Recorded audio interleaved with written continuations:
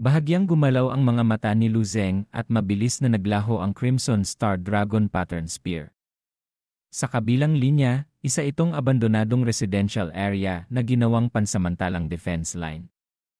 Mahigit sa isa zero armored tank ang humarang sa buong pasukan ng residential area. Nagbuga ng apoy ang mga machine gun at cannon na sinubukang walisin ang mga swarm ng halimaw na sumusugod sa unahan. Liwanag at apoy ang nagbigay liwanag sa battlefield na parang araw. Paminsan-minsan, may ilang halimaw na nakakalagpas sa pagbomba ng mga bala at nakakapasok sa loob ng defense line. Agad na kinukubkob at pinapatay ng mga high-level na sundalo gamit ang mga malamig na sandata sa kanilang mga kamay. Isang middle-aged na lalaki na may matangkad at makapangyarihang pangangatawan ang nakatayo sa loob ng defense line na nakatingin sa battlefield sa unahan. Nang makita ang nangingibabaw na swarm ng halimaw, lubha siyang nababahala. Sumpa, bakit napakarami sa kanila? Sa tabi niya, isang lalaki na binabalutan ng kanyang mga kasamahan ang sugat sa kanyang binti ay nagsalita, "Natatakot ako na ang rift ay may hindi pa nagagawang pagbabago. Kailan darating ang mga reinforcements?" Sumagot ang lalaki na nagbabalot ng sugat, "Sa maikling panahon, natatakot ako na hindi darating ang reinforcements." Nagkataon na may level rift outbreak, at maraming Star General ang tumanggap ng misyon na supilin ang mga halimaw doon, kaya kailangan nila ng hindi bababa sa 2 o 3 araw upang palayain ang manpower. Sa sitwasyong ito, maaaring hindi nila kayang alagaan ang kanilang sarili, pabayaan na ang atin. Hindi kaya mamatay na lang tayo dito? Bigla, may naglagay ng malaking palakol sa lupa. Ang palakol at ang boses ay nakakuha ng atensyon ng lahat. Okay, naranasan na natin ito nang pumasok tayo sa battlefield. Hindi ba natin ito inaasahan? Ano ang pakay ng pagbaba ng ulo? Sa pinakamalala, magkikita tayo pagkalipas ng 18 taon. Ang nagsalita ay isang babae na nakasuot ng sport suit, handa para sa laban. Masyadong direkta ang kanyang aksyon at sinabi. Ang sitwasyon dito ay mukhang hindi maganda, ngunit ang aura ng babae ay kasing kahulugan ng isang bundok na hindi maaaring talunin magpakailanman. Ang ilang sundalo na nakarinig sa mga salitang ito ay agad na bumawi ng kanilang mga espiritu at itinaas ang kanilang mga kamay para bumati. Opo, Marshal. Naisip ng nasugatang batang lalaki sa kanyang puso, tama, nandito pa rin ang mga Star General na si Marshal, hindi tayo dapat sumuko. Bigla, nagkaroon ng isang napakalaking pagyanig. Napalipad ang mga sundalo sa unahan. Sa likod, isang armored tank ang nagpaputok ng bala ng artilerya, na gumuhit ng isang malinaw na trajectory sa gabi. Pagkatapos na mahulog ang bala ng artilerya sa loob ng swarm ng halimaw sa malayo, ito ay parang isang butil ng buhangin sa dagat at nawala nang walang anumang tunog. Kahit na ang isang maliit na ripple ay hindi lumitaw. Napuno ang buong espasyo ng kakaibang lila na liwanag. Lumalabas ang ganitong sitwasyon ay isa lamang ang posibilidad, iyon ay lumitaw ang isang 7th level na halimaw. Dahil ang 7th level na halimaw lamang na may distorting force field ang maaaring ganap na makapagpaalis ng bisa ng mga hot weapon. Bahagyang gumalaw ang mga mata ng babae. Nagulat siya nang sinabi niya, "Ano?" "Sigurado ako." Sa dilim, tahimik na lumitaw ang 4 na kumpol ng asul na multo na apoy. Ang mga nagkumpulan na halimaw ay nahati sa magkabilang panig. Isang nakakatakot na halimaw na mahigit 6 na metro ang haba at mahigit 3 metro ang taas ang dahan-dahang lumabas mula sa dilim. Isa itong halimaw na may hitsurang parang isang leopard, ngunit ang buong katawan ay puno ng maliliit na blok ng snake scales. Ang buntot, tulad ng isang alakdan, ay mataas na nakataas. Mayroon itong 2 ulo. Sa mga naunang sandali, ang ilang mga ghostly fire ay ang 4 na mata sa 2 ulo nito. Double-headed shadow leopard, isa itong 7th level na halimaw. Huminga ng malalim ang babae. Ang kanyang bibig ay nagpakita ng isang bahagyang ngiti, at iniunat niya ang kanyang kamay upang mahigpit na hawakan ang malaking palakol. "Haha, kailangan ko pa naman ng masarap na karne para inumin ang aking alak." Ang babae na may hawak na malaking palakol ay sumugod na may matinding momentum na naglalayong hatiin ang halimaw. Tumindi ang puting gangki mula sa kanyang buong katawan na nagliliwanag ng kadiliman sa paligid. Sumabog ang napakalakas na aura ng isang Grandmaster. Umalingasaw ang kumukulong ki at dugo na nagpapahiwatig ng init. Isang tao at isang halimaw ang naglaban ng sama-sama. Ang kakilakilabot na shockwave ay paminsan-minsan na sumasabog. Nagpatuloy ang labanan sa paligid, ngunit walang kamalay-malay na tumingin ang lahat sa babaeng iyon dahil ang sitwasyon doon ay mas mahalaga. Patuloy siyang gumamit ng lakas para mang-slash at humiwa. Inilagay niya ang lahat ng kanyang lakas sa palakol. Sumigaw ang babae at pagkatapos ay ibinaba niya ng husto ang palakol. Tapos na ba?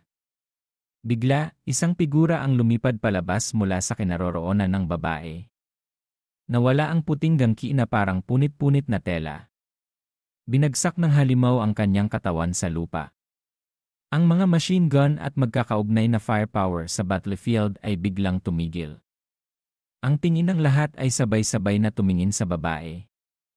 Sa kanyang kamay na nakaluhod sa lupa, hinila ng babae ang isang bibig ng sariwang dugo. Yumuko siya at tumingin sa kanyang dibdib. Mayroong isang malalim na sugat at nakita pa ang buto.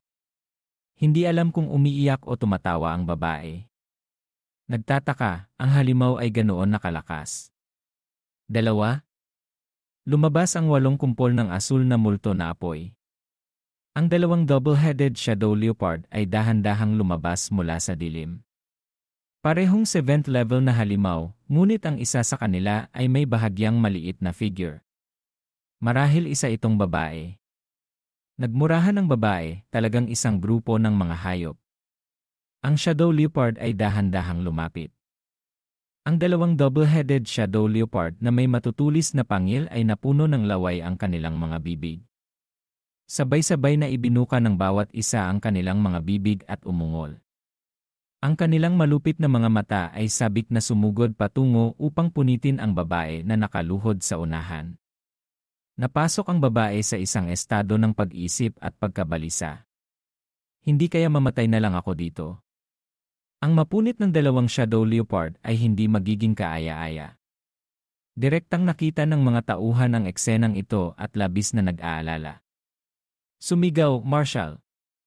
Bigla, nakita ng babae ang isang bagay na dahilan para matigilan siya sa pagkabigla. Sa mga mata ng 2 double-headed shadow leopard, may sumabog na matinding liwanag. Agad na naglaho ang kanilang mga figura. Halos hindi nila makita kung ano ang nangyayari. Tumalon sila at tumungo patungo sa babae. Sa sandaling ito, isang matinding tunog ng paghiwa ng hangin ang bumungad mula sa malayo. Nagliwanag ang apoy sa gabi. May sumugod na pulang luha. Lumitaw si Lu Zeng kasama ang Crimson Star Dragon Pattern Spear na humaharang sa 2 shadow leopard na nagmamadali. Sinipa ng binata ang ilang pangunahing sipa. Napakabilis, pinadapa ng binata ang isang double-headed shadow leopard sa lupa. Nang makita ang napipi na halimaw, ang isa pang double-headed shadow leopard ay tumakas at nawala.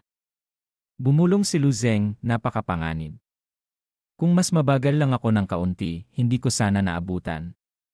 Bigla, ang buntot ng halimaw na shadow leopard ay lumitaw at tumama patungo kay Lu Zeng. Binalaan ng babae, ingat sa buntot nito. Agad na ginamit ni Lu Zeng ang isang paa para tapakan ang ulo ng shadow leopard. Mula sa katawan ng binata, sumiklab ang matinding gangki. Ang mga mata ng demonyong hari ay lumiwanag, dahilan para magpawis ang shadow leopard. Sumigaw ang binata, tumahimik ka.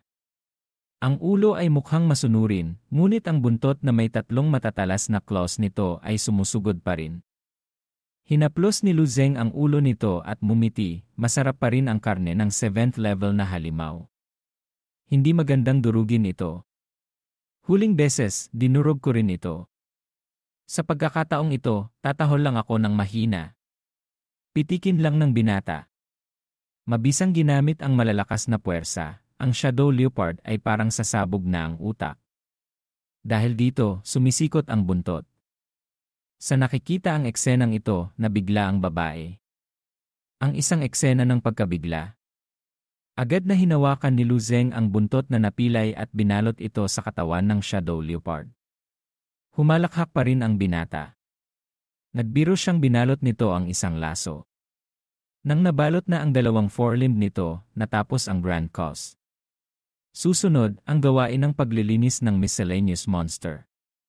Sumugod ang binata na may galit na mukha at mahigpit na hawak ang Crimson Star Dragon Pattern Spear. Mula sa katawan ni Lu Zeng, lumabas ang pulang luha at apoy. Sa napakabilis, sinugod ng binata ang isang swarm ng halimaw sa paligid. Tumingin ang babae sa direksyon kung saan nawala ang misteryosong binata. Naguguluhang sambit niya, "Inay ko, nasaan kaya galing ang mananalo na yon?" Sa ganitong paraan, naglakad-lakad ang binata sa kampo ng militar at dumiretso sa mga kuweba. Hindi rin binitiwan ng binata ang 3 level na mga kuweba. Pagkatapos sa daan, tinulungan ni Lu Zeng ang mga depensa. Saan man magpunta ang binata, pinindot niya ang mga ulo at sinakay ang mga swarm ng halimaw. Umalingasaw pa nga ang labi ng swarm ng halimaw. Ang parehong mga eksena ay nagpatuloy sa iba't ibang front. Sa pag-asa sa kanyang napakabilis, umikot si Lu Zeng sa paligid ng 1,182 na division. Binasag ng kanyang long spear of fire ang kadiliman. Lumitaw ang golden light ng unimpeded ring blade. Sa loob lamang ng isang gabi, nag-iwan siya ng hindi malilimutang impresyon sa maraming sundalo na nakikipaglaban. Nagulat ang mga instruktor at sundalo sa iba pang mga kampo at nagtaka. Sino iyon? Baliw na ba siya? Pagkalipas ng ilang oras, sumikat na ang araw. Sawa na rin sa paglalaro. Suminghal ang binata. Okay, halos isang beses na akong nakarating sa kuweba. Oras na para bumalik. Kasabay nito, sa kanyang kampo, nakatanggap si Marshal Du ng isang tawag at nagulat. Anong sabi mo? Si Lu Zeng. Siya si Lu Zeng. Binuhat ni Lu Zeng ang kurtina at pumasok sa depensa ni Du Fio na may punit-punit na damit. Bumati si Lu Zeng, Marshal Du. Pagkagabi ng pamamaslang, nagdala ang kanyang buong katawan ng matinding aura ng dugo. Kahit na malayo sa kanya, naamoy pa rin ang ki at dugo na nagpapapawis sa kanyang katawan, na para bang siya ay isang gumagalang blood-colored whirlwind. Nagulat si Du Fio at nahulog ang tasa ng tubig sa kanyang kamay. Nang makita si Lu Zeng, nanlaki ang kanyang mga mata. Ang kanyang mukha ay hindi makapaniwala. Naguguluhang nagtanong, anong ginawa mo, rookie? Sa buong gabi, ilang halimaw ang pinatay mo? Maginhawang binuksan ni Lu Zeng ang isang bote ng purong tubig at ibinuhos ito sa kanyang bibig. Umiling ang binata, 12. 18. Nakalimutan ko na. Sa pangkalahatan, mayroong maraming 7th level na halimaw. Tungkol sa 6th level na halimaw, hindi ko na binibilang. Nakatulala si Du Fio. Hindi siya makapagsalita. Ininom ni Lu Zeng ang buong bote ng tubig sa isang hininga at nagpakawala ng isang hangin na may pag-aalala. Nakakalungkot na hindi ko dinala ang kanilang mga katawan pabalik. Nakainggit ito sa iba. Wala rin akong paraan. Dahil ang pag-atake sa mga halimaw sa buong gabi ay tungkol sa bilis. Kung dala ko pa rin ang mga katawan ng 7th level na halimaw, babagalan nito ang aking mga hakbang. Bagamat pinagsisisihan ko na ang mga katawan ng 7th level na halimaw ay itinatapon sa battlefield, mas pinagsisisihan ko ang mga buhay ng bata na namatay sa battlefield. Sa ngayon, hindi ko kayang tulungan sila ng marami. Susubukan ko ang aking makakaya. Nakaramdam si Du Fio nang marinig niya ito. Susubukan ko ang aking makakaya. Tahimik na tiningnan ni Du Fio si Lu Zeng sa mahabang panahon. Sa wakas, dahan-dahan niyang binuksan ang kanyang bibig at sinabing, okay lang. Ang bawat front ay may black box na nagre-record. Sa pagbabalik sa statistics ng military exploits, natural itong bilangin ang lahat ng iyong nagawa. Hindi tayo mawawala kahit isang punto. Lumiwanag ang mga mata ni Lu Zeng sa isang iglap na puno ng pagganyak. Kung ganoon, hindi sana ito nasayang. Ginamit ni Du Fio ang mga mata para tingnan ang halimaw upang tingnan si Lu Zeng at sinabing, ngunit sa sinabing iyon, ikaw pa rin ang sa 1,182 ni Division. Kailangan mo munang protektahan ang ating side bago ka umalis. Tumawa si Lu Zeng, Marshal Du, huwag kang mag-alala. Tinitiyak ko na papatayin ko muna ang lahat sa side na ito bago ako pumunta sa iba pang mga lugar. Kung hindi, bigyan mo ako ng kagamitan sa komunikasyon. Kung may mangyari, tawagan mo lang ako. Babalik ako kaagad. Umubo si Du Fio. Hindi niya alam kung ano ang sasabihin. Naramdaman lang niya na ang kanyang utos noon sa binata sa kanyang harapan na gamitin ang lahat ng anomalous marrow sa warehouse ay talagang pinakamatalinong desisyon sa kanyang buhay. Sino ang mag-akala na ilang bote lang ng anomalous marrow ang magpapatubo ng ganitong magulong guro na dragon? Dinilaan ni Du Fio ang kanyang mga labi. Sa kanyang puso, naisip niya, ito ang aking kapalaran. Sa isang malawak na conference room, isang emergency meeting ang binuksan ng militar. Nagsalita ang isang tao, ang pagsalakay sa ikalawang rift ay medyo seryoso ngayon. Bumagsak na ang defense line. Kahit na ayon sa kasalukuyang sitwasyon, kayang-kaya nating supilin ang pagsalakay na ito sa loob ng 8 araw. Isang matandang lalaki sa militar na mukhang mahigit 60 taong gulang na may mataas na hairline at mukhang kapitapitagan ang nagsalita, paano ang tungkol sa casualties? Nakalista na ba sila? Tapat na sumagot ang aide, hanggang ngayon, ang bilang ng mga ordinaryong sundalo ay may kabuang mahigit 15,200 casualty. Mayroon ding mga casualty sa mga opisyal. Bukod dito, mayroong mga casualty sa mga opisyal. Mayroong 320 casualty sa mga opisyal. Mayroong 8 7th level general na nagbuwis ng buhay at isang 8th level general. Sumakit ang ulo ng matandang lalaki nang marinig niya ito. Nang marinig ang 8th level general na nagbuwis ng kanyang buhay, nagulat ang matandang lalaki. Ano? Ang 8th level general ay nagbuwis din ng kanyang buhay. Sino iyon? Iyon si Grandmaster Zheng Wei, na niraranggo ang 28 sa Star General List. Tumango ang matandang lalaki sa militar at nagdadalamhati. Pagkatapos, dahan-dahan niyang sinabi, ayusin ang libing ayon sa mga spec ng militar. Ang partikular na oras ay ipapaalam ko sa iyo. Sa oras na yon, dadalo ako. Huminga ng malalim ang matandang lalaki. Ang militar ay mayroon lamang 30 Grandmaster noon, ngunit ngayon nawala na ang isa. Pag-usapan natin ang iba pang bagay. Kumusta na ang sitwasyon sa bagong rift na lumitaw? Mahal na Marshal, sa kasalukuyang sitwasyon, hindi ito